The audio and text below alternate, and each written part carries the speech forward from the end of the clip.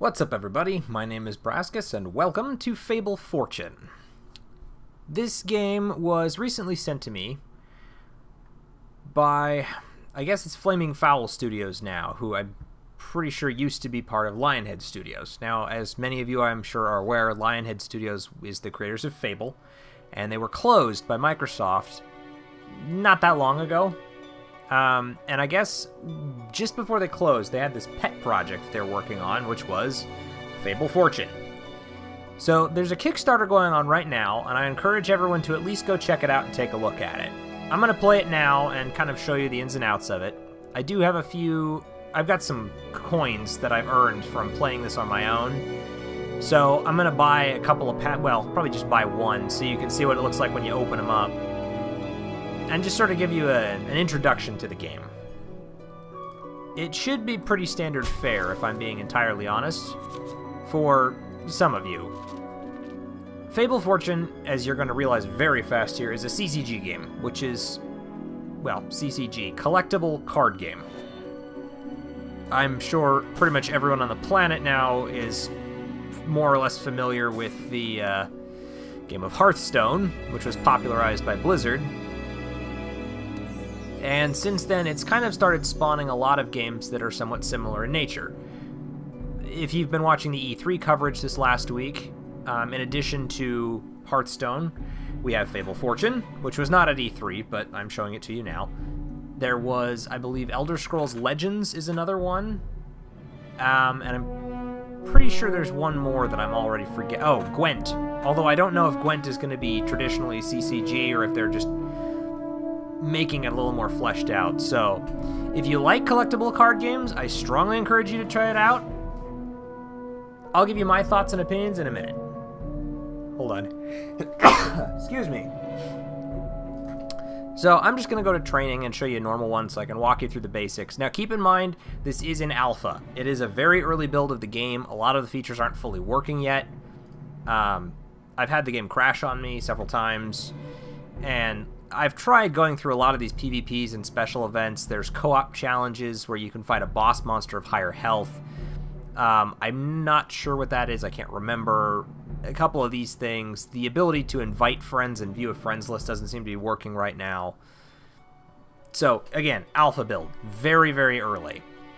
I've been choosing to play with the Gravedigger. I've really only tried the Gravedigger and the Merchant, but I tend to have a soft spot for Necromancers, so Gravedigger is what I've been doing. It gives you access to your deck here, although you do have the ability to build your own deck if you want. I haven't bothered just yet. As with Hearthstone, everybody has hero power. So we'll get right into it versus, I believe he's the guild master. And it is setting up the battle. There are some key differences, though, to Hearthstone that I do like. It makes it a little more refreshing. Changes up the pace of battle a bit. So first off, both players will draw 4 cards, and everybody starts with 30 health. Now you have to pick a path, and as you complete a path, 2 things happen. You get morality choices, and you get a reward card. For the first one, I usually prefer to start with the money pit, because it's pretty easy to spend 12 gold quickly. Now if there's any cards you don't like in your hand, you can get rid of them and get a new one. Since the Rock Troll is so expensive and I can't use him for a while, I'll get rid of him first. The other opponent, the Guildmaster, always seems to go first. I don't think I have ever gone first. It's one of the things I don't like so much.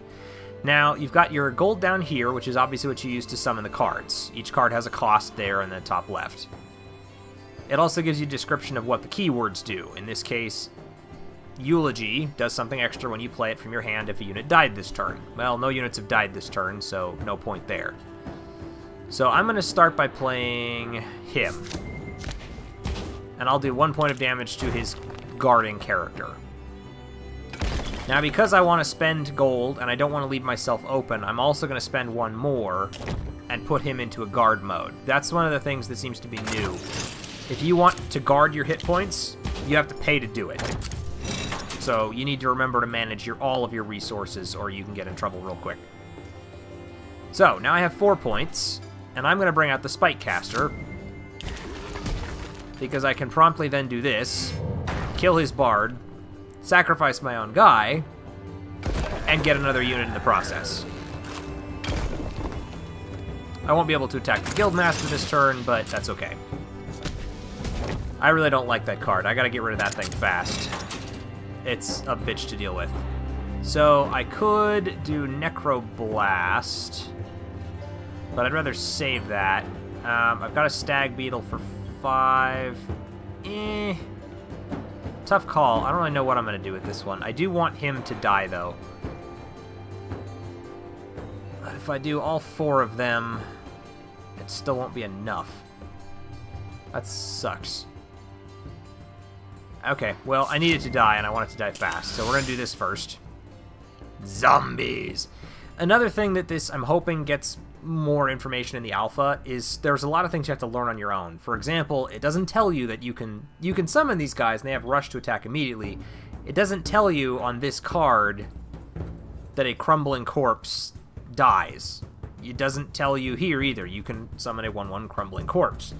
But it doesn't tell you until after you've summoned it. So as you learn things about the game, you'll be more effective, but it would be nice if they told you some of these things beforehand. Now that he's down to 2, I can go ahead and do that. It's a bummer that I have to damage my own guy to do it, but we'll deal with it. And then we'll block with him so that I don't have to risk losing him. Okay, so now I've successfully spent 12 gold, and I can either become good or evil. If I'm good, it gives me a 1/1 dashing corpse. If I'm evil, I get a 2/1 enraged corpse, as long as I control 4 or more units. I keep going evil with this one, because evil's fun. And now I'm done. And let's see. I don't have 2 damaging spells on me, or I might consider playing that, so for now I'm going to stick to the 20 gold. So let's see, you'll also notice your gold increases by 1 each turn. So first you've got like 2 or 3 gold, 3 gold I think, and then you get 4 and 5 and 6 and 7 all the way up to 10. 10 seems to be where it caps out. Didn't I just kill one of these? I swear to God I did. I don't want to fight another one. Okay, how am I going to do this? For 3, I could bring out the Hob, and he would attack and deal 3. Yeah, okay. So I don't like this, but if I do it in the right order, I can make it kind of work.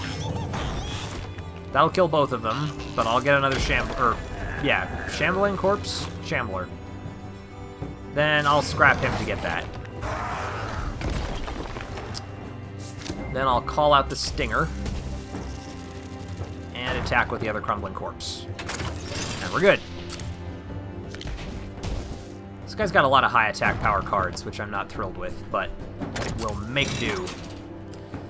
Especially since we're starting to get at a point where we can summon more of those on our own. Now, I could kill it the old-fashioned way, but I am going to use the Necroblast on this one. Now it's dead. And I still have... Oh, wait, yeah, it's dead. 5 more points. So I'll summon the Highwayman. And then swing wildly at this guy for a whole bunch of damage. End the turn. Oh, I hate that dude. He's just a pain in the ass to kill, because he's got 5 hit points, and he keeps healing it back every turn. Okay, so for 8, I'm going to do the Stag Beetle. And then, another thing they didn't tell me, and I found out the hard way, is you can only have a maximum of 6 units. They don't start doubling up in lines. So, I want to make room for 3 more units so I can summon the Arise thing.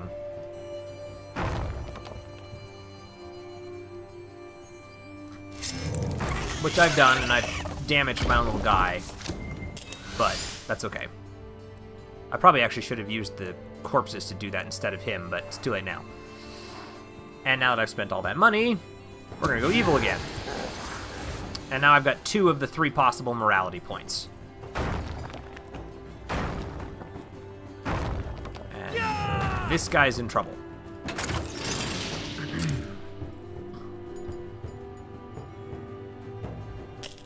His turn. Yeah, I don't like him either.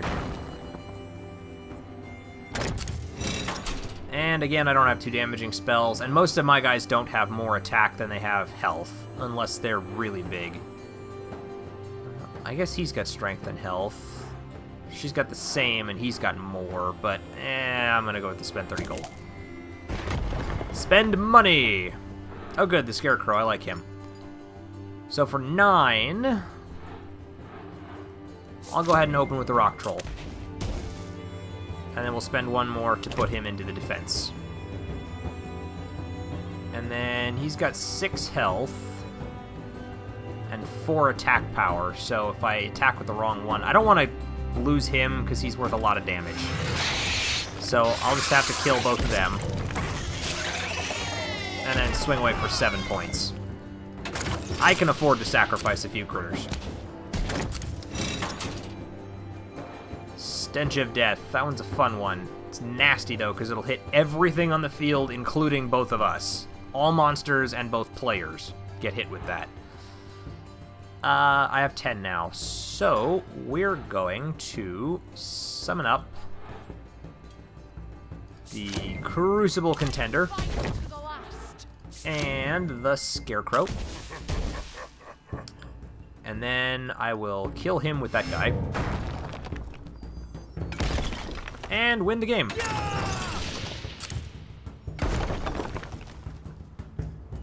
Voila! Now, I don't fully understand this next part either, where you gain a level, and it gives the cards individual levels? Oh, there we go. Now they're level 2. But I don't actually know what making them level 2 does. Like, if you go and you look at the card again, we'll filter it by... The filters are really nice, by the way. We're going to filter it by the Gravedigger's cards. And you can see Necroblast here. Still costs 2. Still deals 3 damage to an enemy unit. And still deals 1 damage to adjacent units. But I don't know what making it level 2 does. It doesn't seem to have done anything. Maybe it has something to do with crafting cards or salvaging them. Maybe it just makes them look fancy in your deck. I don't fully understand what that is, but that's another thing that I think maybe isn't fully implemented yet, but might be very interesting. And then we can go back. So that's pretty much it in a nutshell. I wanted to show it off and let everybody else sort of make up their own minds for whether or not this looks like fun to you guys. I've had fun playing the matches that I play, but I'm kind of spoiled on CCGs. I've been playing Magic: The Gathering for years. And one thing that is very common in Magic that is missing from all the CCGs that I've played is the ability to react on your opponent's turn. That's part of what makes them so much fun to me, and why the strategy in Magic is so deep, is that you're playing against your opponent, not just against their cards. And there is something to be said for strategy in this game. How you build your deck and what cards you put into it does strongly determine how well you will do. But you don't have the same options of cleverly laid traps that you would normally have.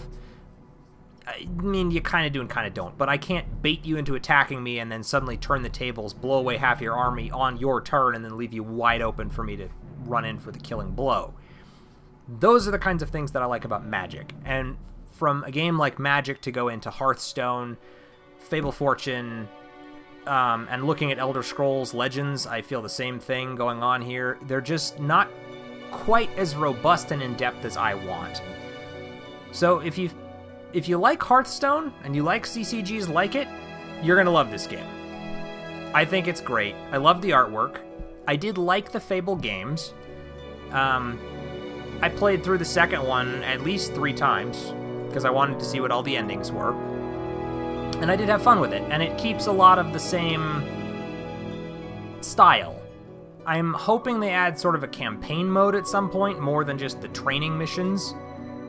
And I don't really know that I'd want this game to be just PvP and co-op, multiplayer only. I kind of like playing against more variety of decks and not needing to have friends to play with. But overall, I do recommend it. If you like CCGs, please go check out the Kickstarter for them. The link to the Kickstarter will be in the description below. Regardless, I hope this was amusing and maybe has encouraged you to try out other CCGs like this, again, if it was interesting to you. Hearthstone, I believe, is free to play. It costs money if you want to buy actual packs and whatnot, but I also think if you want to play this game, the early access to it is available to most Kickstarters. I think the lowest level or the second lowest level, you back the game and they give you a copy of it so you can start playing right away, which I think is a great move on their part. It gives everyone who likes the game enough to want to back it immediate access to start playing it. So, strongly encourage it. I might do more episodes of this too if I can get the co-op and PvP stuff working. I know that both Morjax and Sea Otter Gamer, both awesome guys, have copies of this game as well. So maybe we'll try and get together and see if we can't play around the decks and test our wills. Anyway, I'm done rambling. You know where the Kickstarter link is. If you've enjoyed this video, please let me know by hitting the like button and leaving a comment in the section below. And as always, I will see everyone in the next video. Catch you guys later.